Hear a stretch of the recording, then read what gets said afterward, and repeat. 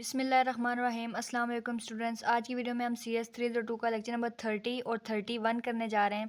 Lecture number 30 का सबसे पहला टॉपिक है डिजिटल क्लॉक। यहाँ पे जो इंपॉर्टेंट चीज़ है वो ये है, the RCO signal is set to logic 1 to indicate the terminal count. यानी कि जो लॉजिक 1 होता है ये किस चीज़ को शो करता है? टर्मिनल काउंट को।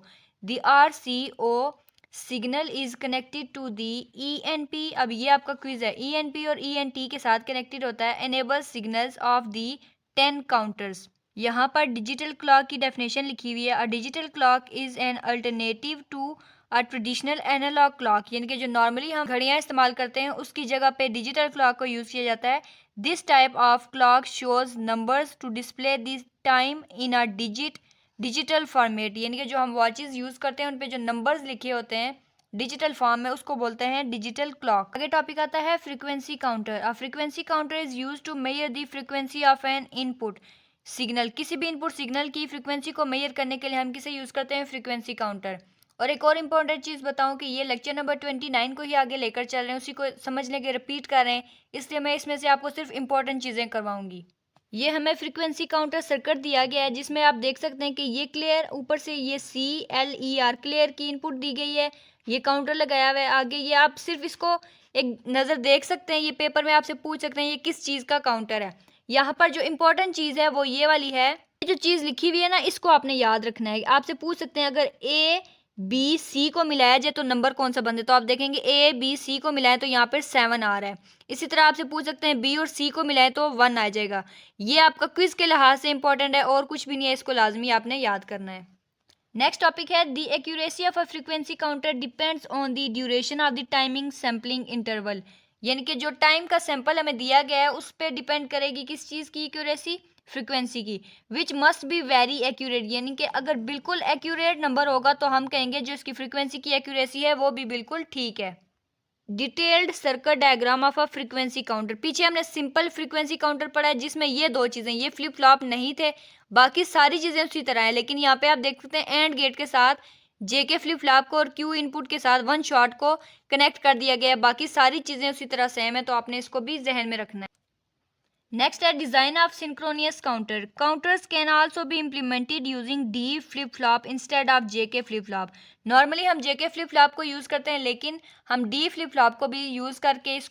नेक्स्ट टॉपिक है क्लॉक सिंक्रोनियस स्टेट मशीन। इसमें जो इंपॉर्टेंट चीज़ आपको बताने वाली है वो sequential circuit whose output is determined by the current state only is known as Moore machine. ये आपने जहन में रखना है, बाकी आप ये मत सोचिएगा कि मैं आपको कुछ करवा नहीं रही। ये लेक्चर नंबर 29 में ऑलरेडी हम पढ़ चुके हैं, आपने फिर भी इसकी रीडिंग लाजमी करनी है। टाइम शॉर्ट होने की वजह से मैं ये लेक्चर थोड़े शॉर्ट बना रही हूँ, लेकिन मस्ट है कि आपने रीडिंग करनी है। आगे आता है क्लॉक्ड सिक्वेंशियल स्टेट मशीन, इनके मेले मशीन। ये आपने याद रखना है, मेले मशीन और मोरे मशीन के लिहाज से एक क्वेश्चन लाजमी आता होता है। नेक्स्ट स्टेट, इसके साथ एक्साइटेशन इनपुट दे दी, मेमोरी लगा दी, करंट स्टेट लगा दी, आगे आउटपुट बना दी। यानी कि यहाँ से यहाँ तक ये आउटपुट इनपुट दे दी। अब यहाँ पे आपने ये चीज़ रखनी है कि इनपुट को आगे किस चीज़ से आउटपुट के साथ डायरेक्ट भी कनेक्ट किया हुआ है और इन स्टेप्स से गुजार कर भी आगे लेकर गए हैं। और यहाँ पर करंट स्टेट से एक और बैक एरो लगाया है, यानी कि अगर यहाँ पर कोई गड़बड़ हो, हमारी मतलब का आंसर ना आ रहा हो, तो यहाँ से दोबारा से वापस जाएगी नेक्स्ट स्टेट पर, फिर वहाँ से प्रोसेस होकर आगे चला जाएगा।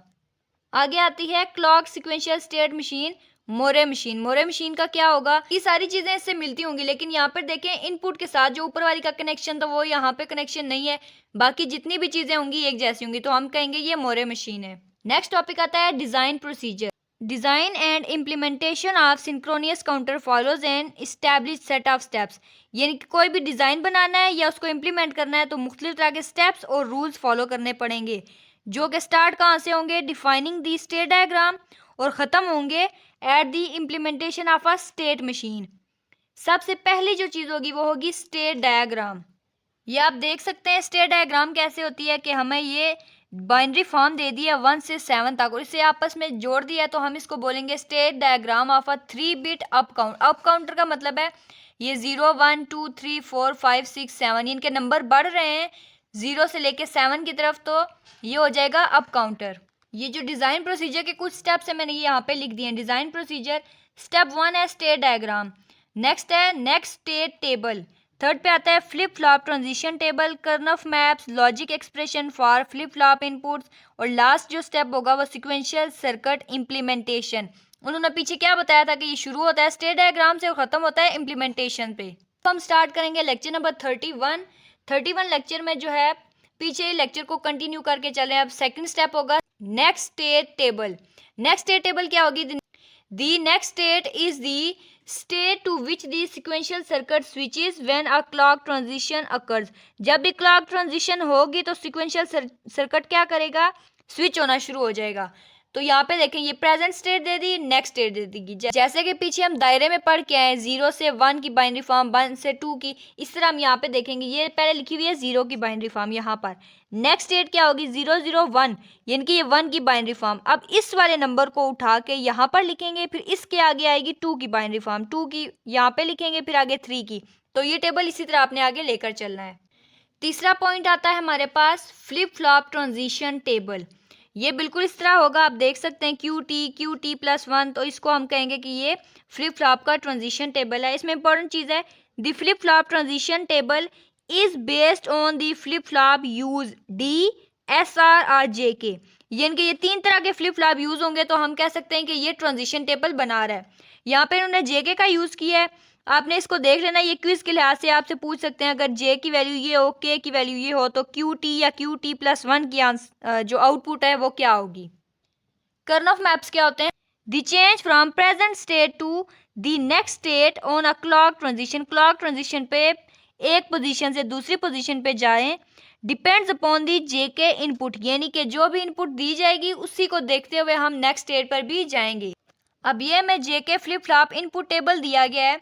अब यहाँ पे देख सकते हैं प्रेजेंट स्टेट, नेक्स्ट स्टेट, आगे जेके फ्लिप फ्लॉप इनपुट्स लगाई हुई हैं। ठीक है, प्रेजेंट स्टेट क्या है? 0 की बाइनरी फॉर्म, आगे 1 की, फिर इस 1 को उठा के यहाँ पे रखा, फिर आगे 2 की बाइनरी फॉर्म, ये 7 तक इसी तरह लेकर जाएंगे, यानी कि यहाँ पे जो नंबर लिखा हुआ होगा उसका उल्टा होगा, यहाँ पे एंड पे 0 आना शुरू हो जाएगा।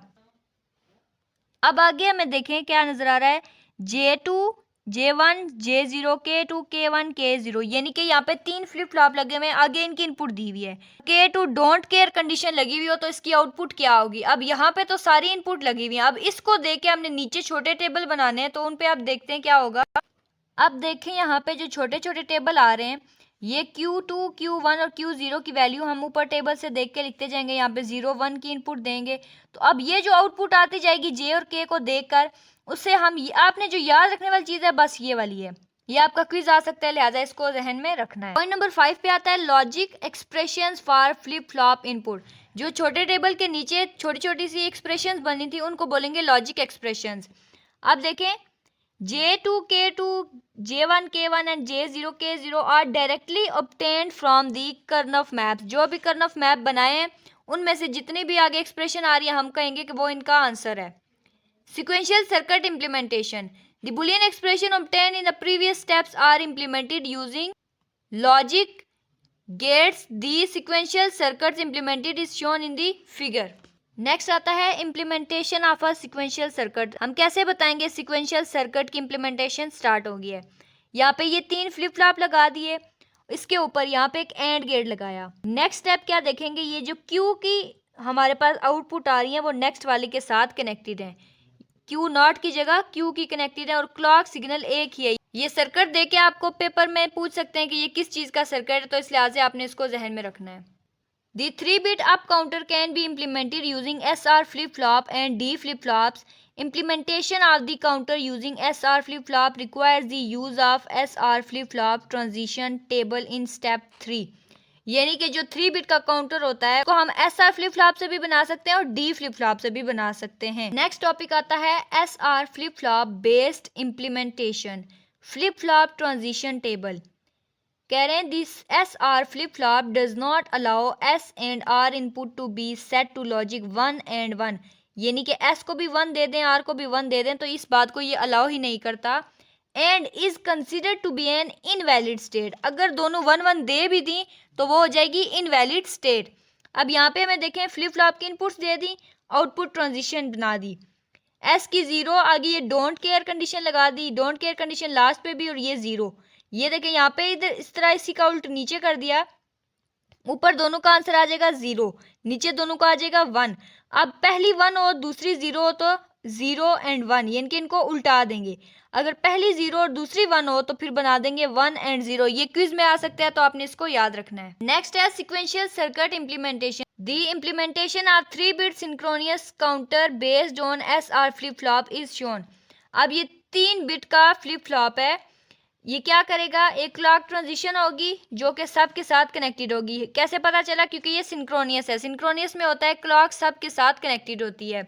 उसके बाद यहाँ पे 2 एंड गेट नीचे लगे होंगे और 2 ही एंड गेट ऊपर लगे होंगे जो कि हर फ्लिप फ्लॉप की आउटपुट के साथ कनेक्टेड होंगे। उम्मीद करती हूँ कि लेक्चर की आपको समझ आई होगी। तो लेक्चर्स की रीडिंग आपने एक दफ़ा लाजमी करनी है। मिलते हैं नेक्स्ट वीडियो में। रखिएगा अपना बहुत सारा ख्याल। अल्लाह हाफिज़।